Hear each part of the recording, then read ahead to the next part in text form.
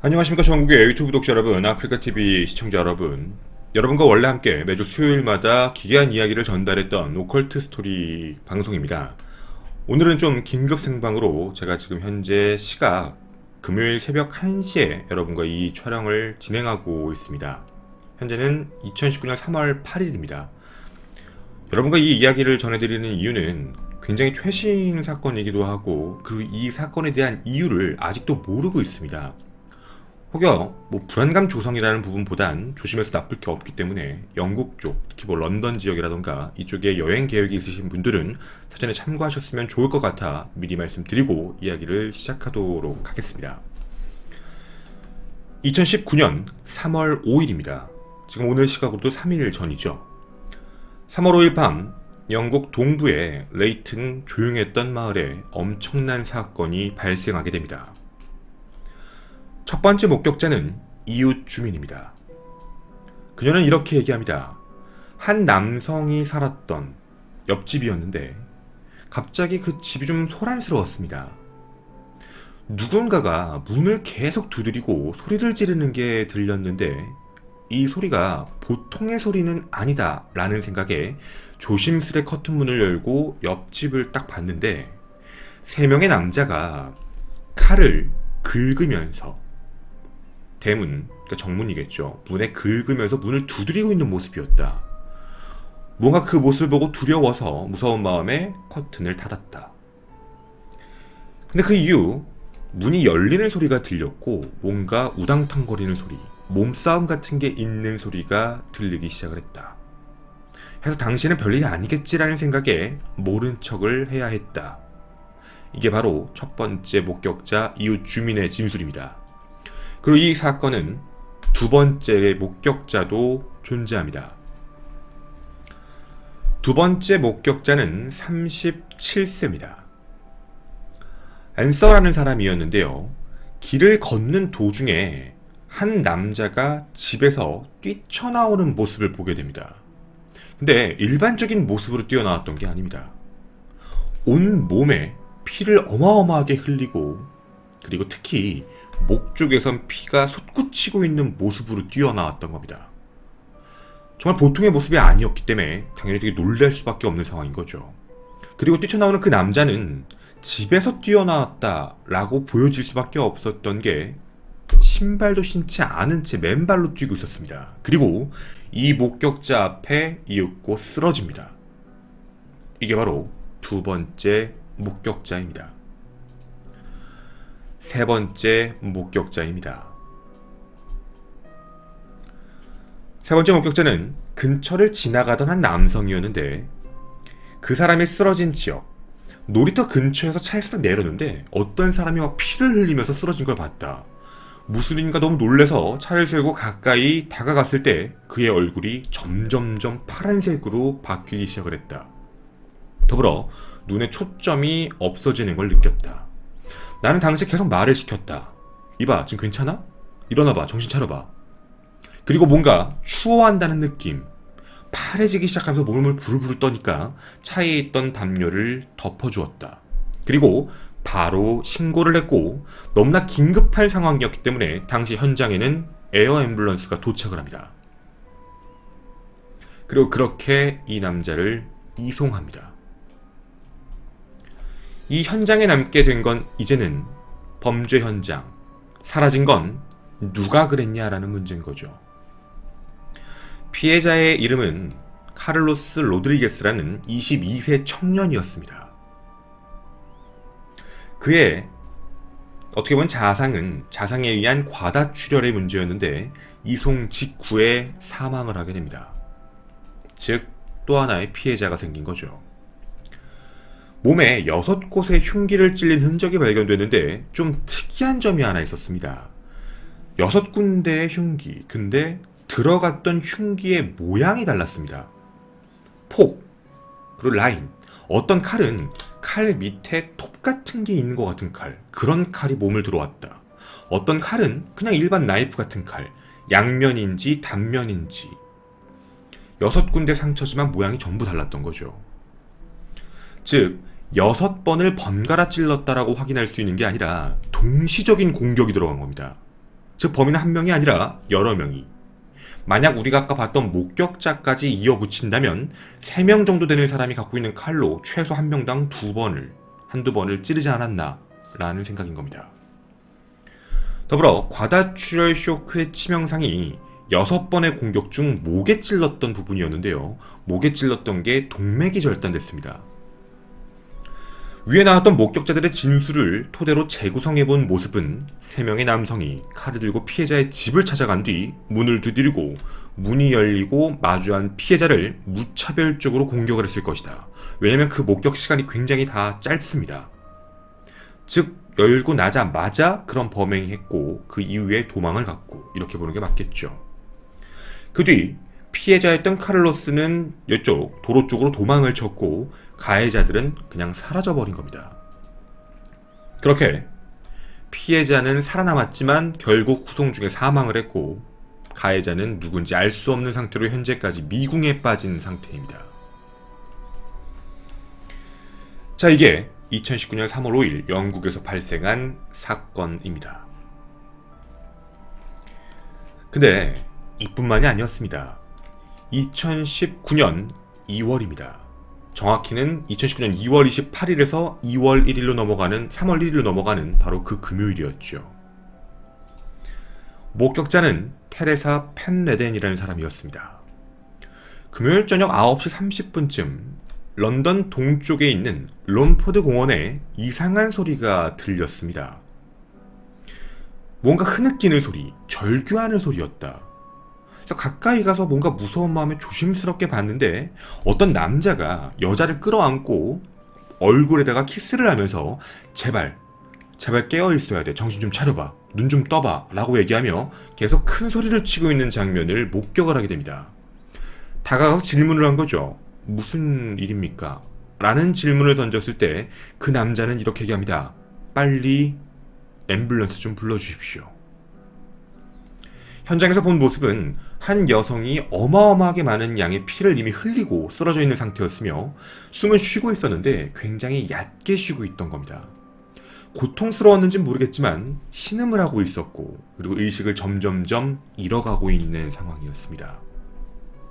구급차를 부르며 수혈이 필요하다, 빨리 피를 갖고 와라 라고 얘기하는 바로 그 순간에 그녀는 현장에서 사망하게 됩니다.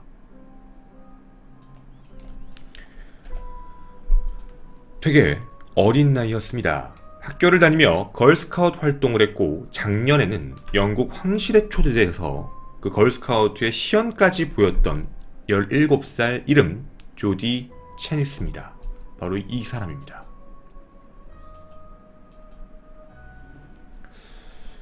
자, 사망하게 된 이유도 그리고 과정도 굉장히 충격적입니다. 당시 과정을 살펴봤는데 아까 말씀드렸던 롬포드 공원에서 남자친구였던 에디 코일과 같이 노래를 듣고 있었던 겁니다.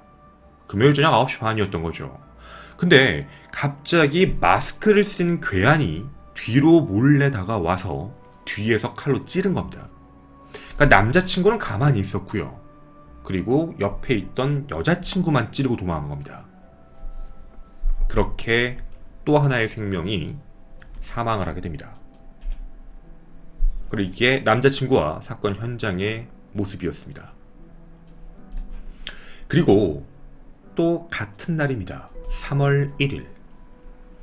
심장외과를 꿈꾸던 사립 학교를 다니고 있던 남학생 유세프 마키라는 남학생이었습니다.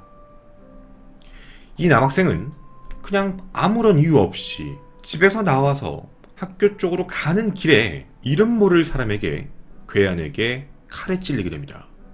그리고 사망합니다. 같은 날 벌어진 일입니다. 뭔가 이상합니다. 같은 지역에서 아니 불과 며칠 되지도 않았는데 왜 이렇게 많이 사망했지? 데이터를 살펴봤는데 2019년만 말씀을 드리겠습니다.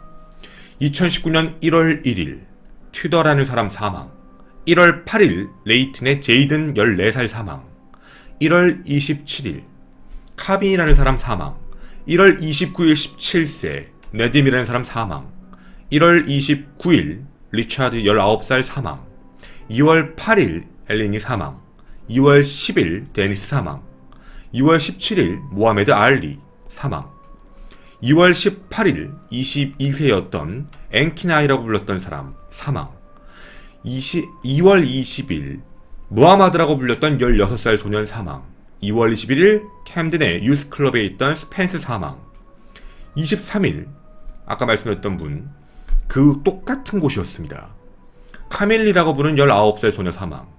2월 23일 필립 루니 32세 사망. 2월 25일 총 같은 곳에서 3명이 사망합니다.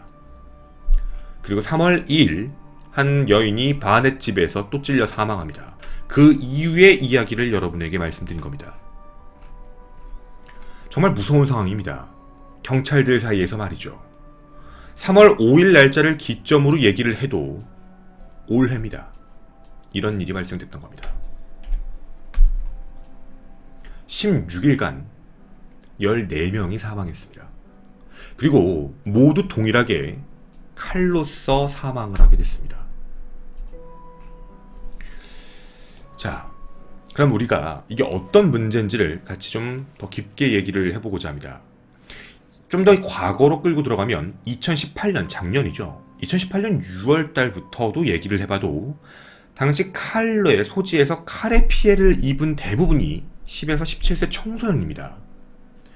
작년 4월까지입니다. 2018년 4월까지 813명의 청소년들이 흉기에 찔렸습니다. 물론 그 중엔 사망한 사람도 있고요.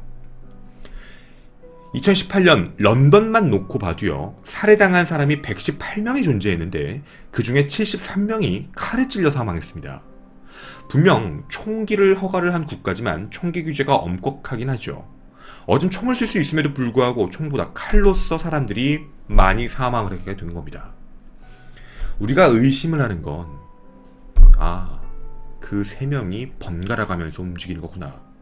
그러면 아마 쉬웠을 겁니다. 이런 식으로 갱단이 함께 움직이는 모습이 보였고, 이렇게 CCTV에 나타났던 사람들이 움직인 거라면 충분히 체포했을 겁니다. 이 사건의 범인은 한두 명이 아닙니다. 즉, 연쇄살인이라는 게 한 명이 계속 저지르고 있는 게 아니라 지금 현재 영국에서는 누군지는 알 수 없습니다. 그냥 어린 청소년들이 칼을 들고 무작위로 사람을 찌르고 다니고 있습니다. 해서 이 부분에 대해서 지금 현재 체포를 하는 게 불가능한 상황인 거죠. 물론 이렇게 CCTV에 티가 나거나 하면 체포는 합니다. 하지만 아직까지도 체포를 못한 사람 너무 동시다발적으로 나타나고 있죠. 작년까지도 너무 이런 사건이 많이 발생해서 경찰은 무장범경까지 시행을 준비했습니다. 총을 언제든 쏠 수 있다. 이런 부분까지도 있었던 거죠. 우리는 사실 궁금합니다. 이런 사유로 어린 소녀도 사망을 하게 됐습니다. 많은 사람들이 의심합니다. 누군가가 뒤에서 조종하고 있는 거 아닌가?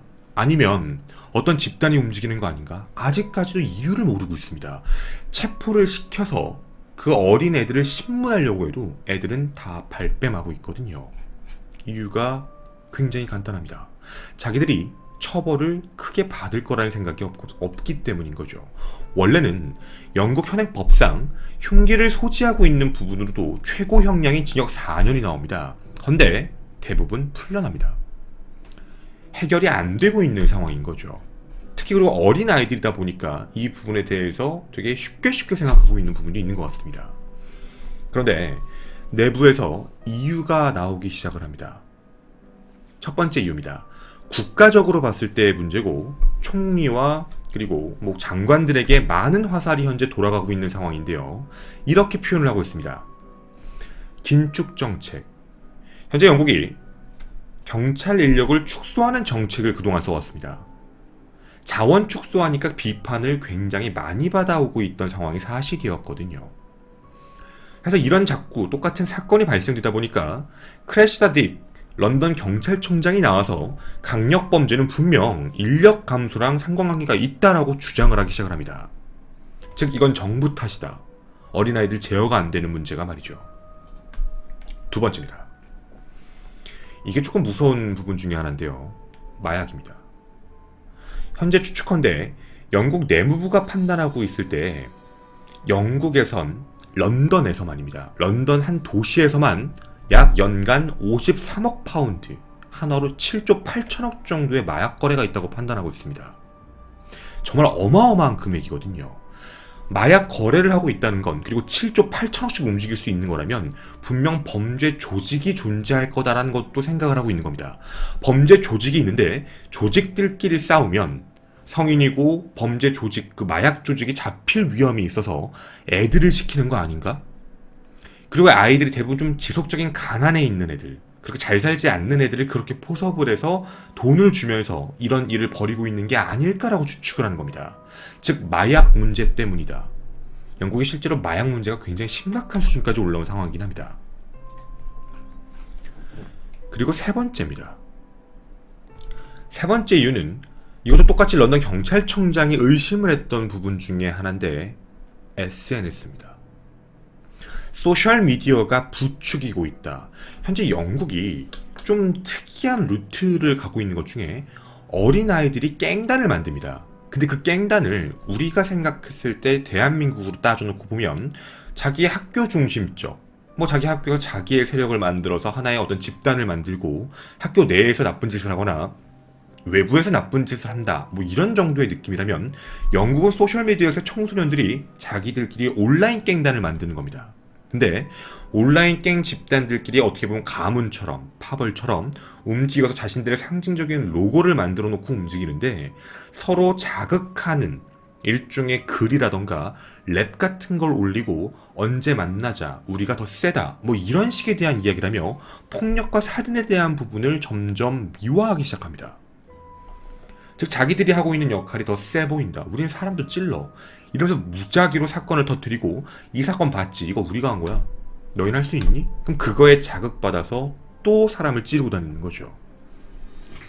현재 이 세 가지 이야기 중에 가장 크게 이야기가 나오고 있는 게 마지막 부분입니다. 즉 SNS에서 아이들이 뭔가 깽단을 만들고 무작위로 사람을 찌르고 있다. 대부분 그리고 찌르는 사람들이 백인보다는 유색 인종들입니다. 그러니까 전통적으로 영국에 살고 있던 사람들이라기보다는 아까도 이름을 말씀을 드렸지만 중동계 혹은 아시아계 이런 쪽의 사람들을 공격을 굉장히 많이 하고 있습니다. 영국의 메이 영국 총리는 현재 나와 이런 이야기를 하고 있습니다. 이 부분에 대해서 분명 해결책을 마련하고 수사에 착수해야 된다. 어떤 방법이 있을까요? 현재 영국이 착수하려고 하는 한 가지 정책은 청소년의 SNS 활동을 제한하는 겁니다. 더불어 특정 지역의 출입까지도 제한시키겠다. 흉기 범죄 예방 명령이란 걸 도입 준비 중이다 라는 이야기까지만 나와 있습니다. 자, 여러분에게 말씀드린 여기까지가 현재 영국에서 발생되고 있는 끔찍한 사건입니다. 그리고 이렇게 무작위로 사람들이 사망하고 있습니다. 사람들은 공포에 떨어야 되며 도대체 왜 이런 일을 하는지 아직도 이유를 알 수 없는 상황으로 벌써 몇 년째, 더불어 올해는 더 급증하고 있는 추세로 보여지는 상황입니다. 여러분이 생각하시기에 이게 어떤 이유에서 여기까지 왔다고 생각이 드십니까? 저는 아프리카TV의 김원이었습니다. 자세한 이야기는 뒷이야기에서 말씀드리도록 하겠습니다. 감사합니다. 어려운 이유가 우리나라랑 느낌이 아예 다른 거예요. 우리나라는 CCTV 많고 블랙박스 많고, 그러니까 우리나라가 그런 건 되게 강한데 영국도 CCTV가 적은 건 아니에요. 많은데 여기 지금 사진 보셨죠? 이러고 다녀요. 물론 많다는 게 우리나라만큼 많다는 얘기를 하는 건 아니고요.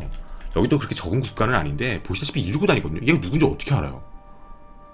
그러니까 그리고 더군다나 우리나라는 이제 묻지마 범죄에 대한 부분을 많이 적용하면서 예전부터 막 준비하고 많이 잡아왔잖아요. 이거 정말 묻지마 범죄거든요. 그러니까 왜 죽였는지를 알 수가 없어요. 인종 때문에 그런 건지, 아니면 정말 깽단의 사이 때문에 그런 건지, 아니면 정말 마약 이런 것 때문에 그런 건지, 너무 이렇게 동시다발적으로 전국에서 일이 터지니까. 영국이 작은 국가가 아니거든요. 그리고 이게 영국에서만 발생되는 게 아니에요. 웨일즈에서도 터지고 있어요. 그러니까 너무 무차별적으로 동시다발적으로 위아래에서 계속 터지니까 정신이 없는 거예요. 이거 뭐야? 라는 생각이 강해서 그러니까 이유가 없는 거예요. 그냥 찌르잖아요. 근데 그러니까 가만히 방심하고 있을 때 하고 있는 상황, 그러니까 뒤에 가서 그냥 찌르는 거예요. 그러니까 아까도 이제 두 번째 피해자 얘기를 잠깐 했는데, 이 피해자 같은 경우도 그냥 같이 앉아가지고 남자친구랑 뭐 이렇게 그냥 있었던 상황, 되게 단순하게 있던 상황인데 그냥 갑자기 와서 뒤에서 찌른 거예요. 그러니까 이게 혹자들은 남자친구 왜 그걸 못 막았지? 왜 아니면 못 잡았지? 아니면 뭐 했지? 아니 17살짜리라고요. 애들이에요. 애들이 있는 상황인데 이 애들이 어떻게 그걸 막아요? 갑자기 울어서 칼을 찌르고 도망가는데 자신의 여자친구는 막 되게 막 이렇게 너무 놀래고 막 피를 너무 많이 흘리고 막 호흡이 가빠지고 있는 상황인데 그걸 보고 뭐 어떻게 해야겠? 이거 사실 일반적인 사람도 어려운 부분이잖아요. 그러니까 이쪽에 대한 게 얘기가 커지기 시작을 했고 두려웠던 거죠. 사실은 이게 진짜 무서운 게 얘네가 아는 사이가 아니라니까요. 이게 뭐냐면 나도 왜 걱정을 하냐면 한 애를 잡잖아요. 그럼 걔네 친구들이나 걔 주변에 있는 애들이 우다다닥 몰려서 다 체포가 되는 게 정상이에요. 근데 얘네는 모르는 사이예요. 그냥 SNS에서 깽단을 만들었고 그리고 그 깽단들끼리 같이 움직이니까 얘네는 서로 모르는 사이예요. 어디 살고 뭐 하는지. 그러니까 이건 한 애를 잡아놔도 얘 누구야 몰라요. 뭐 이러면 답이 없는 거예요. 그냥 SNS상으로 몇 월 며칠 몇 시에 어디서 만나자 뭐 이런 식으로 접근을 하면 저도 모르는 애인데 그냥 같이 했어요. 그리고 발뺌을 할 수 있다라는 문제예요. 체포를 했는데 전 안 찔렀어요. 그때 왔던 애 중에 검은 후드티에 스트라이프 뭐 이렇게 있는 추리닝 입은 걔가 그랬어요. 저는 아니에요. 어떻게 할 거예요? 이 답이 없어요. 그러니까 이게 체포를 해도 문제인 거예요. 그러니까 방관인지 진짜 살인을 한 건지 이걸 알 수가 없으니까 정말 복잡해지는 상황이거든요. 그게 무섭다는 거예요. 네, 분명히. 그래서 저는 한국의 소년법을, 저는 법을 잘 모르고 당연히 제가 뭐 그런 사람은 아니지만 저는 한국의 소년법이 개정이 돼야 된다라고 느끼고 있는 이유가 범죄에 대한 양상, 프로파일링도 사실 아시다시피 외국에서 먼저 출발했고 범죄의 양상은 점점 번져요. 그리고 제가 여러분하고도 뭐 컨텐츠적인 걸 봐도 제가 예전에 평면지구소를 얘기할 때도 이거 우리나라에 곧 들어온다, 외국에서 하면 들어온다더라 이렇게 얘기를 했거든요. 근데 전 이것도 무서워요. 이거 만약에 이거 그대로 우리나라에서도 몇몇 이상한 애들이 따라했다가 물론 우리나라는 체포를 잘하고 하겠지만 또 소년법이라는 가정에 또 그러니까 저는 그냥 걱정인 거예요. 일종의. 네, 그래서 저는 이게 좀 제가 여러분에게 컨텐츠를 만들고 준비했던 이유가 두 가지였어요. 하나는 영국에 가시는 분들 좀 조심하셔야 됩니다 라는 걸 하나 알려드리고 싶었고 이게 최근 몇 년 동안 이랬으니까 두 번째는 우리나라도 좀 대책을 해야 되지 않을까 라는 생각이에요. 근데 좀 우리나라도 이런 부분에 대해서는 그래서 일단 말씀을 드렸습니다.